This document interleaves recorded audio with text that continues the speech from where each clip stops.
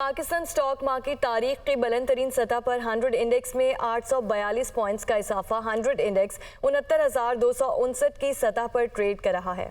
तो Pakistan stock market तारीख की बुलंद तरीन सतह पर पहुंच चुकी है। 100 इंडेक्स में 842 पॉइंट्स का इजाफा हुआ है। 100 इंडेक्स 69,259 की सतह पर ट्रेड कर रहा है। पाकिस्तानी स्टॉक मार्केट के लिए यकीनी तौर पर यह बहुत एक अच्छी और खुशाइंद खबर है। इस वक्त पाकिस्तान स्टॉक मार्केट तारीख की बुलंद तरीन सतह पर पहुंच चुकी है। 100 इंडेक्स में आज की अगर बात की जाए तो आज के दिन में 842 पॉइंट्स का इजाफा हुआ है, जिसके बाद 69,259 की सतह पर ट्रेड कर रही है पाकिस्तान स्टॉक मार्केट। यकीनी तौर पर पाकिस्तान में जो अहम डेवलपमेंट्स हो रही हैं उनकी वजह से ये मार्केट पर असरात नज़र आ रहे हैं। माहिर मईशत खाकान नजीब साहब इस वक्त हमारे साथ मौजूद हैं। खाकान साहब, बहुत शुक्रिया, आपने हमें ज्वाइन किया। आपकी नज़र में यकीनी तौर पर जो पाकिस्तान में जो बाहर की इन्वेस्टमेंट आ रही है, या वर्ल्ड बैंक की आज हमने खबर ब्रेक की कि उनकी जानिब से कमिट किया गया है, और फिर जो IMF के साथ मामला तय पा रहे हैं, इसके साथ साथ आने वाले दिनों में आप किस तरह देख रहे हैं पाकिस्तान स्टॉक मार्केट को और ख़ासतौर पर पाकिस्तान की इकॉनमी को? देखिए, इस वक्त आपको जो नेसेंट मैक्रो स्टेबिलिटी के साइंस नजर आ रहे हैं, उसकी बड़ी वजह ऑब्वियसली यही है कि IMF के साथ एक एंगेजमेंट हो गई है कंप्लीट, और उससे आपको कंफर्ट है कि आप अभी $1 बिलियन का भी जो बॉन्ड पे करना है वो कर पाएंगे। आपको ये भी एक कंफर्ट है कि एक नए प्रोग्राम की बातचीत फंड के साथ शुरू हो रही है। सो उम्मीद की जा सकती है कि some time after the budget, जब हम उनके साथ सारे अहदाफ तय कर लेंगे, तो you can also move into another fund programme.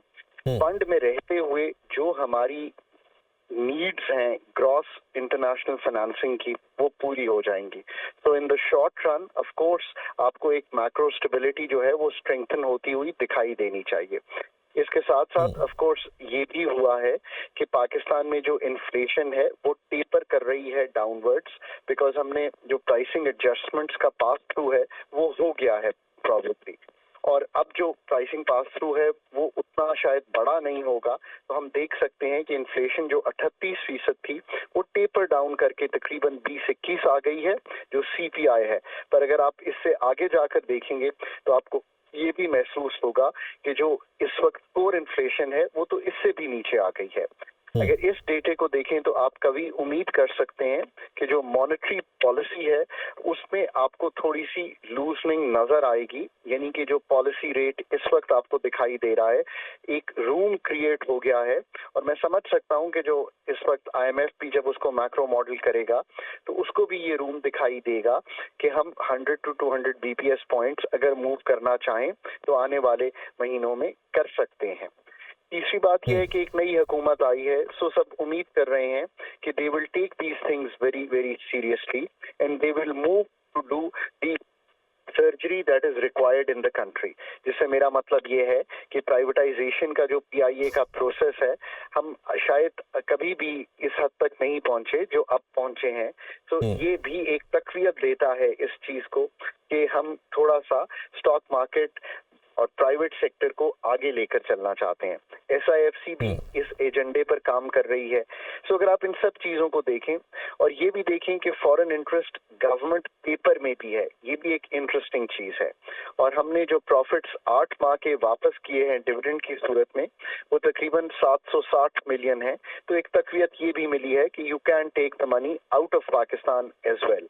अगर आप इन सब फैक्टर्स को इकट्ठा करें और ये भी देखें कि प्राइसेस जो थी वो सस्ती रही हैं हमारे हिस्से की, तो आपको ये दिखाई देगा कि एक आपको यूफोरिया जो इंटरेस्ट है वो नजर आता है। बट हैविंग सेड दैट, ये याद रखिए कि जो लॉन्ग टर्म मसाइल हैं पाकिस्तान के, उनको हल किए बगैर, जिसमें एनर्जी सेक्टर, पाकिस्तान का ग्रोथ आर्किटेक्चर जिसको डीरेगुलेट लिबरलाइज करना, मैं तो अभी भी ये कहता हूं कि हमारा एक फ्रेमवर्क था जिसको हम वॉशिंगटन कंसेंसस कहते थे, डीरेगुलेशन, लिबरलाइजेशन, प्राइवेटाइजेशन। यकीनी तौर पर ये जो लॉन्ग टर्म प्लान्स हैं इन पर काम होना तो बहुत ज़रूरी है। बहुत शुक्रिया खाकान नजीब साहब, माहिर मईशत हमारे साथ मौजूद है आपका। तो फैसलाबाद में भी ईद उल फितर की खुशियां अपनों के संग बिताने के लिए परदेसियों ने की जानिब से आबाई इलाकों को वापसी का सफ़र शुरू किया गया है, जबकि ट्रांसपोर्टर्स की जानिब से ईदी के नाम पर ज़ायद किराए वसूल करने की शिकायत भी सामने आने लगी हैं। मज़ीद बता रहे हैं अब्दुल बासित।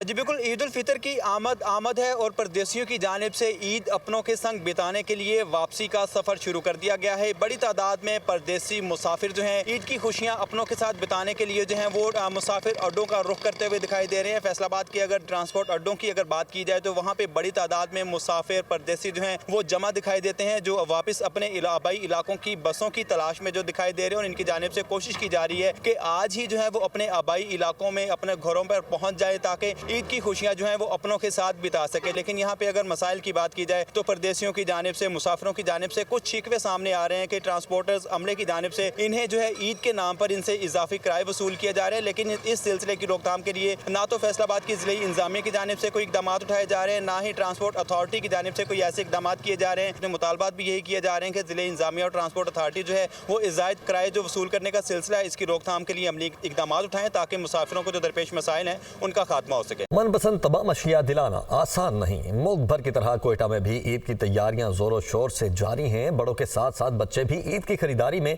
किसी से पीछे नहीं हैं। बच्चे अपनी मनपसंद अशिया खरीदने के लिए वालिदैन को लेकर पहुंच गए हैं शॉपिंग करने। बच्चों की शॉपिंग के हवाले से बता रहे हैं अबरार अहमद अपनी रिपोर्ट में। छोटी हो या बड़ी, ईद तो होती बच्चों की है। ईद पर बच्चे अपने नए कपड़े, जूते और दीगर अशिया खरीदने के लिए बाजारों और शॉपिंग मॉल्स में पेश दिखाई दे रहे हैं। मैं इसकी शॉपिंग कर लूँ, मैंने कपड़े लिए, अभी मैं शॉपिंग जूते लूँगा। मुझे ये कपड़े पसंद आए और मैंने शूज़ ली और ज्वेलरी और चूड़ियाँ और बैग। मैं ईद की शॉपिंग के लिए आया। मुझे अभी लेने जूते लेने, अपने कपड़े लेने जी, और अपने लिए घड़ियाँ भी लेने।